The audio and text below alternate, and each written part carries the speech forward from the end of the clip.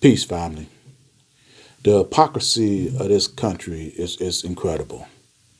For years, you've been calling these asylum seekers, invaders, criminals, thugs, rapists, and now look at you. Here you have Congress themselves asking and begging these same thugs, these same criminals, drug dealers to serve in their military. They want to trade you service for citizenship.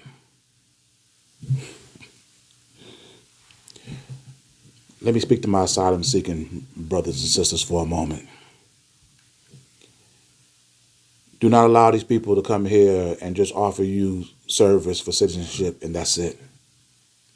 Because the fact of the matter is this: these people don't have the quota to meet to fill their military requirements.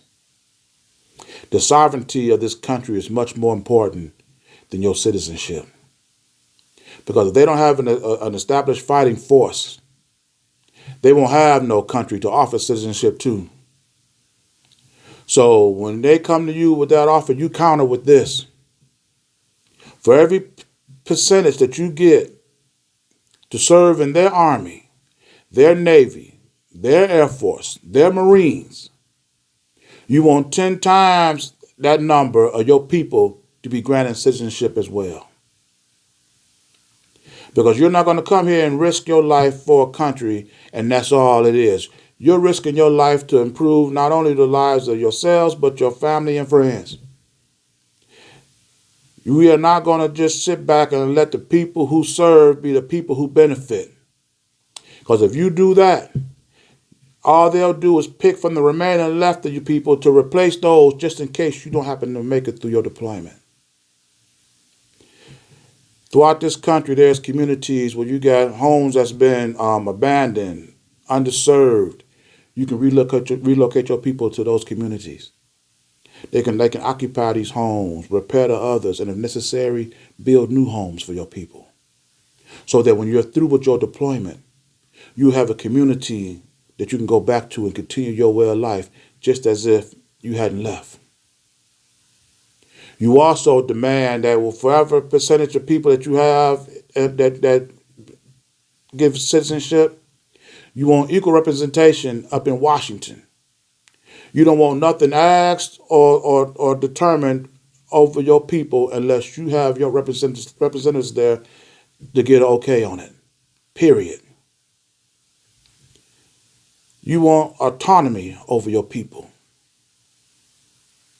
And once you serve, that's it. This is no perpetual thing that they're going to just keep reinstating every time they go out and start a new war. You want the ability to educate your children. You want the ability to determine your own health, finance your own goals and ambition, to feed and grow your own food, to manufacture your own goods and services in your own community, police your own communities, make your own laws. If you do not do this, then you're going to be perpetual slaves, just like black people in this country. Look at the example that they have. Black people have been up under whites for so long, all they want to do is accept acceptance from them. Just have access to them. 50 million blacks in this country. Thousands of us in their prisons. It makes you wonder, why didn't they offer this to the people who they got in prison?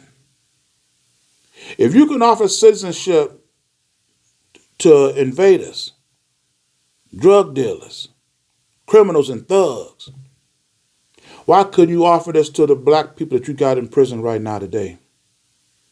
And when they come out of the prison and serve in the military, all their rights and privileges and freedoms will be restored. Their records wiped clean. Why didn't you do that?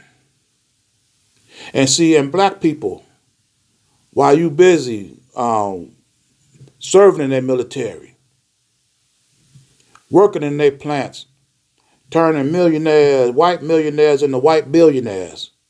Your people are suffering at last in every statistical category that governs over their quality of life.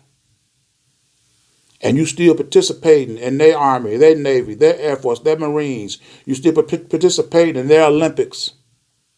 You're still singing their national anthem. You have not made a way for your people.